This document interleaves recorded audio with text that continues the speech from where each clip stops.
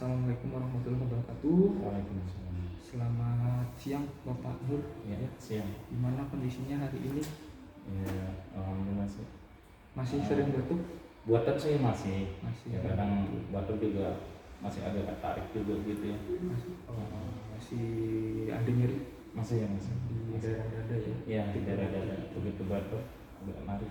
Selain itu, kemarin Bapak mengeluh adanya rasa mual, Iya. pengen muntah gitu. Terus kemarin Bapak mengatakan bahwa Bapak memutuskan tidak mengkonsumsi obat lagi, obat anti tuberkulosisnya, karena Bapak merasa kalau minum obat itu keluhannya mual muncul gitu ya. Betul. Di sini saya kenalkan kembali, nama saya Taufik Adi Sudrajat, saya mahasiswa dari Stikes Magister Indonesia. Kebetulan saya sedang diberikan tugas praktek keluarga terhadap masyarakat. Saya mengambil pasien atau bapak mengenai tuberkulosis ya. Sesuai kontrak kemarin, saya akan melakukan tindakan untuk mengurangi keluhan-keluhan Bapak. Ya, kurang lebih 5-10 menit ke depan nanti saya akan lakukan tindakan, yakni mengurangi nyeri yang Bapak keluhkan. Nanti tindakannya ada, ini saya sudah siapkan untuk buli panas ya, nanti untuk mengurangi nyeri, sama nanti saya ajarkan untuk teknik relaksasi distraksi untuk mengurangi nyeri. Kemudian nanti saya akan sedikit memaparkan mengenai pentingnya mengkonsumsi obat tuberkulosis secara rutin. Ini sebelumnya boleh dibaca ya Pak ya. Ini ada leaflet mengenai pentingnya mengkonsumsi obat tuberkulosis.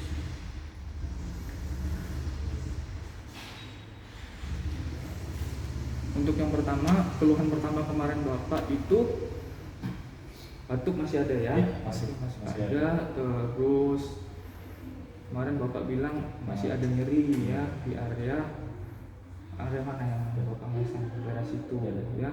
Saya akan melakukan tindakan atau mengajarkan teknik untuk mengurangi nyeri. Yang pertama adalah teknik relaksasi distraksi atau tarik nafas dalam ya. Ketika nyeri itu muncul, biasanya munculnya pas gimana nyerinya?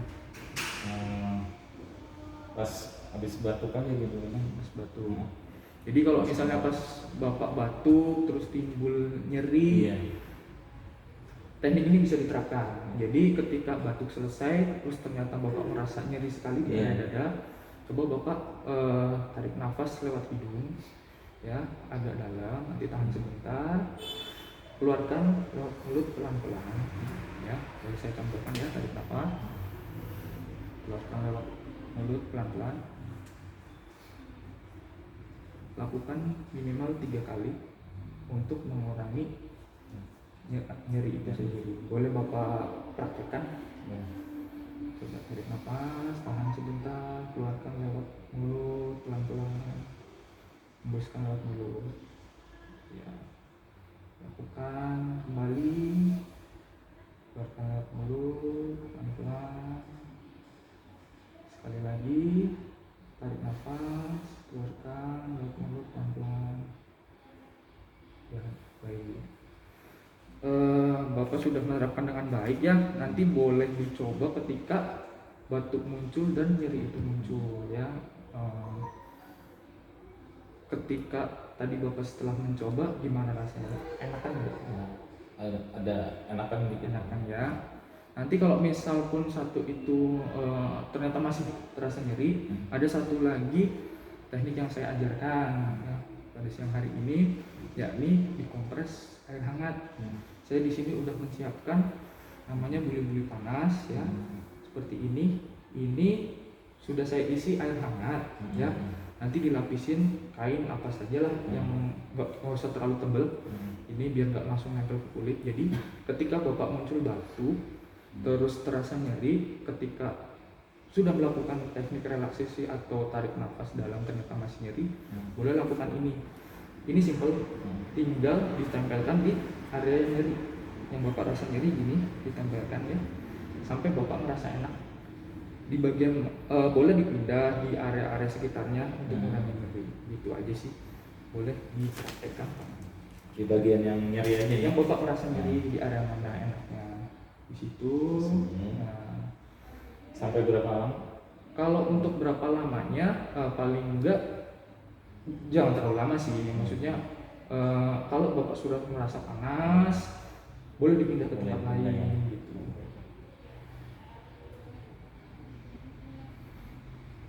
Kurang lebih 5 menit itu, nanti ketika udah merasa enakan cukup. Gimana, enak nggak? Agak ringan sih, agak ada perubahan ya. Nanti boleh dilakukan ketika bapak merasa nyeri itu muncul gitu ya.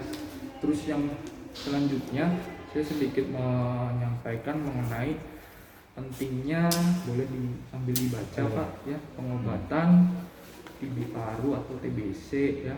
Sebelumnya saya mau tanya ke bapak mengenai TBC. Bapak, apa yang bapak ketahui mengenai penyakit TBC?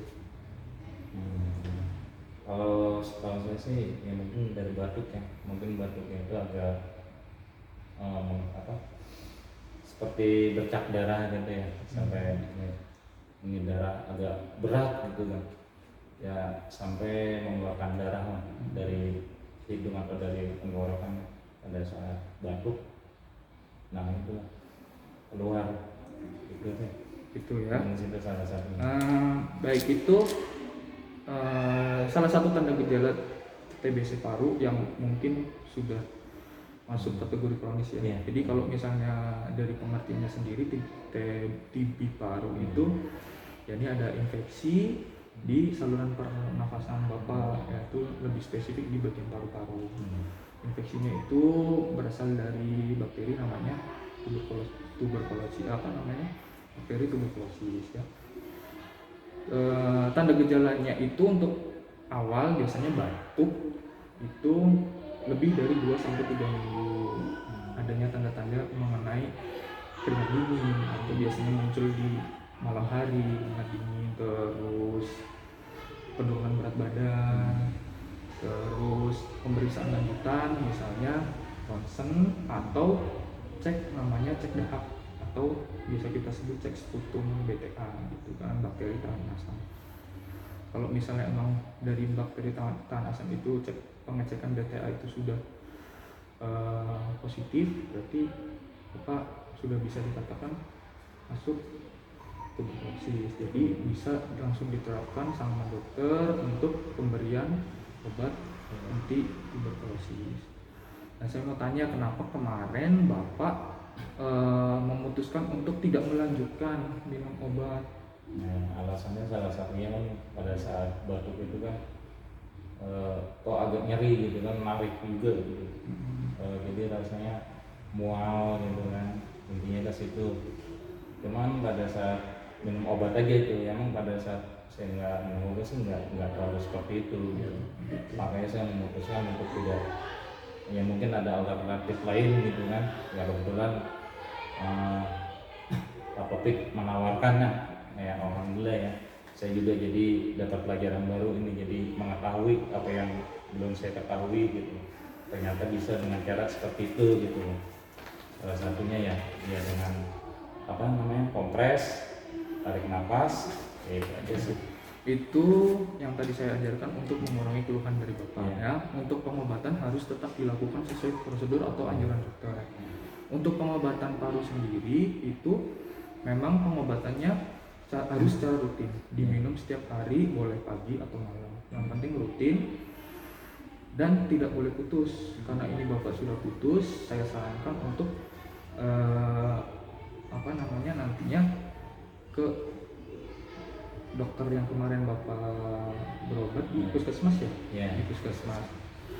Cuman sebelumnya saya sedikit sharing ya Pak ya, mengenai pentingnya minum obat secara teratur ya. Yang pertama bisa untuk menjaga, saya ingin apa namanya, memberikan informasi agar Bapak bisa tetap terus minum ya sampai selesai, sampai dokter mengatakan sembuh gitu kan ya. Yang pertama, yang penting dari diri Bapak dulu sendiri ya. Dan dari Bapak harus punya keyakinan bahwa untuk minum obat ini itu salah satu jalan untuk memperoleh kesembuhan. Harus diyakini bahwa nanti setelah melakukan proses pengobatan ini bisa dinyatakan sembuh ya. Harus benar-benar dari diri Bapak sendiri. Yang kedua bisa dari keluarga ya. Nanti saya juga yang menginformasikan, memberikan edukasi kepada keluarga Bapak untuk saling mengingatkan satu sama lain bahwa penting sekali pengobatan ini harus tetap berjalan sesuai prosedur ya, tidak boleh putus. Terus bisa menentukan waktu yang Bapak inginkan, misalnya pagi harus pagi terus, jadi biar Bapak ingat. Kemudian untuk sekarang kan banyak ya, maksudnya kemajuan teknologi, bisa dari handphone, misalnya Bapak set alarm setiap pagi, jadi ditulis jadwal minum obat, jadi Bapak tidak lupa gitu ya. Kemudian saya ada namanya PMO atau pengawas minum obat ya. Pengawas minum obat itu sebaiknya dari anggota keluarga kesehatan ya, maksudnya tenaga kesehatan di lingkungan Bapak, bisa perawat, bisa bidan, atau mungkin tenaga kesehatan lain di dekat Bapak untuk saling mengingatkan ya.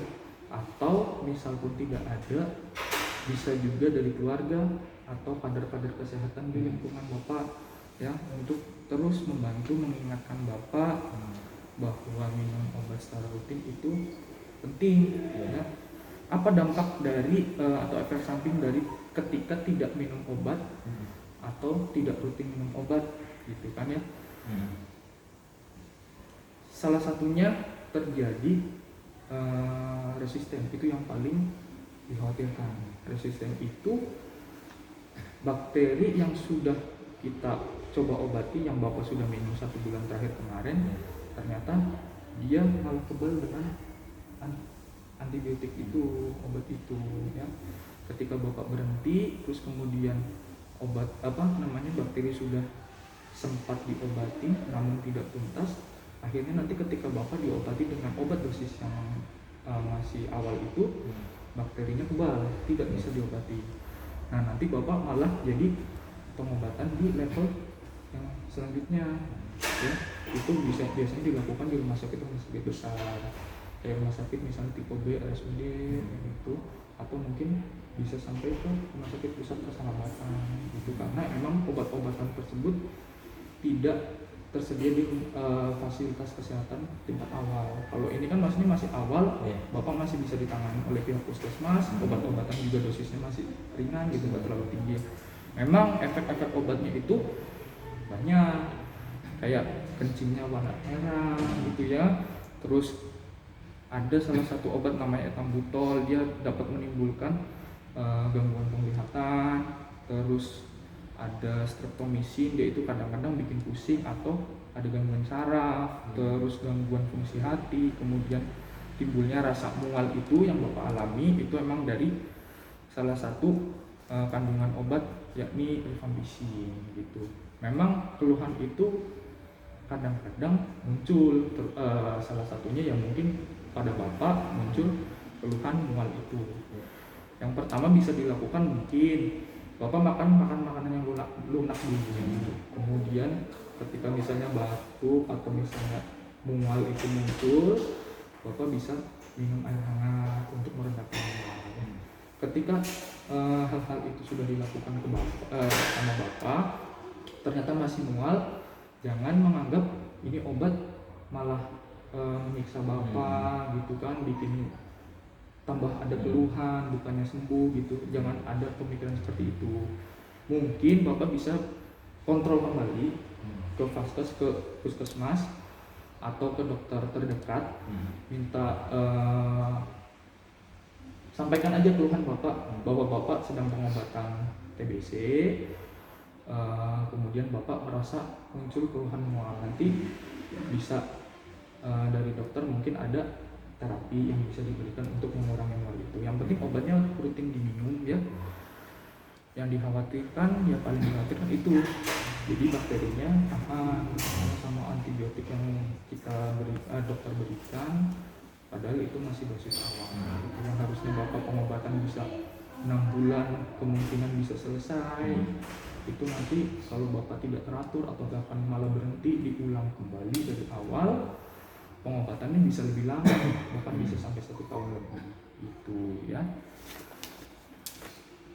Mulai sekarang saya anjurkan atau sarankan ya bapak minum kembali obatnya, dimanapun itu salah satu upaya ikhtiar kita untuk melawan sakitnya bapak, biar bapak bisa sembuh, aktivitas lebih biasa lagi, terus batuknya hilang gitu, dan tidak sampai muncul keluhan-keluhan yang lebih parah lagi ke depannya gitu. Gimana bapak ke depannya, apakah masih mau untuk melanjutkan pengobatan ini atau bapak tetap memutuskan untuk berhenti?